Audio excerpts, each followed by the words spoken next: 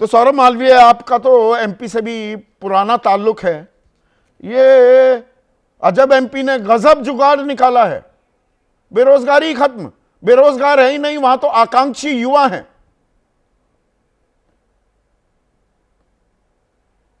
संदीप जी,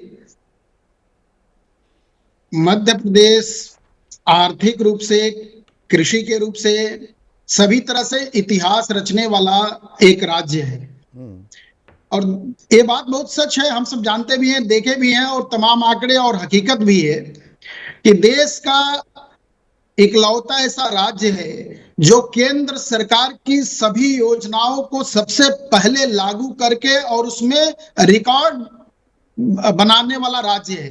कृषि के क्षेत्र में 7 बार बीमारू प्रदेश था मध्य प्रदेश। आपको पता है, दिग्विजय सिंह की सरकार थी, 10 बार रहे।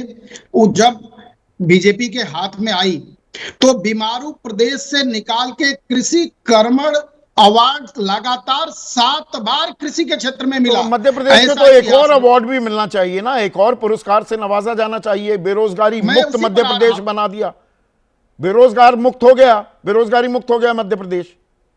इनाम मिलना चाहिए, सम्मान मिलना चाहिए मध्य प्रदेश को। सिर्फ 2 मिनट मुझे अपनी बात रखने दीजिए। बीच में प्रश्न आएगा तो फिर वो मूल बात रह जाएगी। जो आपने अपने शुरू के प्रस्तावना में रखा है वह बिल्कुल मध्य प्रदेश पर लागू नहीं होता है, इसलिए मैं आपसे बता रहा हूं।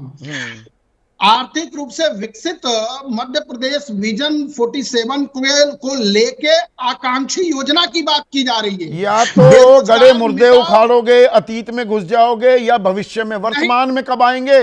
सौरभ मालवीय, वर्तमान की बात होगी इस देश में कि नहीं?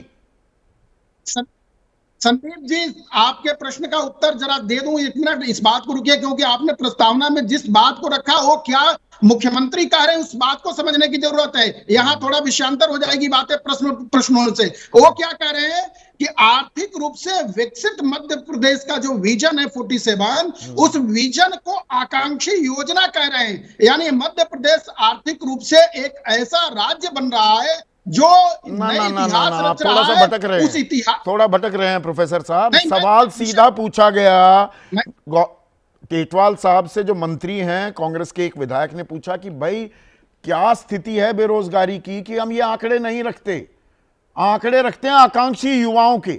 और उसमें भी ये बता दिया कि भाई जिसने रोजगार पोर्टल पर अपने आप का रजिस्ट्रेशन भी कराया है वो अपने बाप की दुकान में काम कर रहा है, तो वो दरअसल कोई बेरोजगार थोड़ा है। मतलब रायता फैला दिया, एग्जैक्ट फिगर बताने को तैयार नहीं है सरकार। या मैं गलत रीड कर रहा हूं?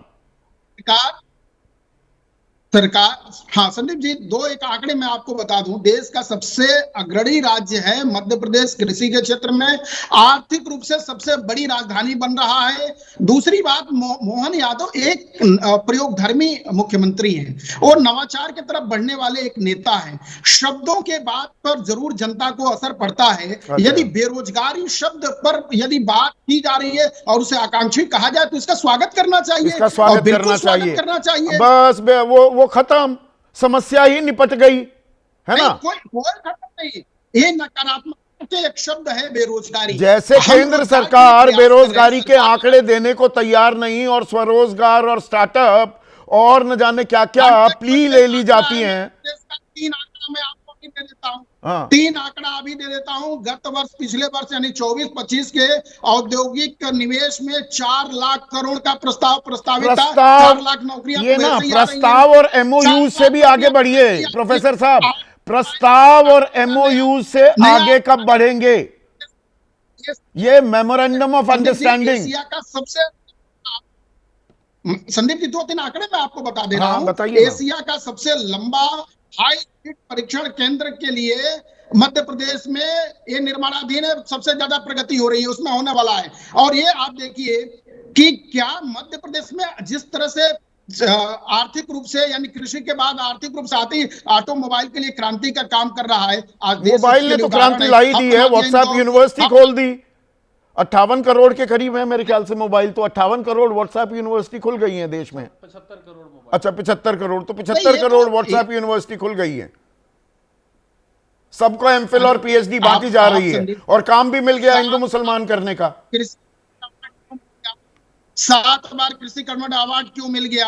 इसलिए मिला ना कि बीमारू प्रदेश से उठा के निकाल के लाए थे। 2021-22 में 861 रोजगार मेले लगे थे मध्य प्रदेश में सौरभ भाई, 1,21,017 लोगों की नौकरी लगी।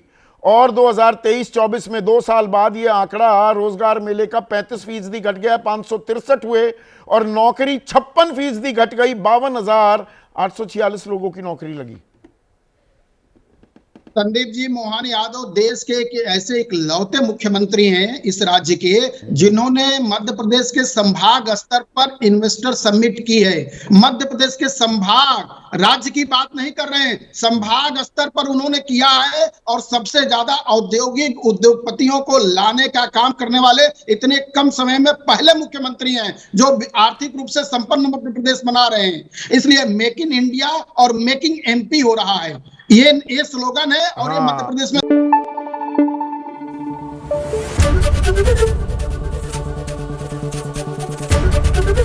एबीपी न्यूज आपको रखे आगे।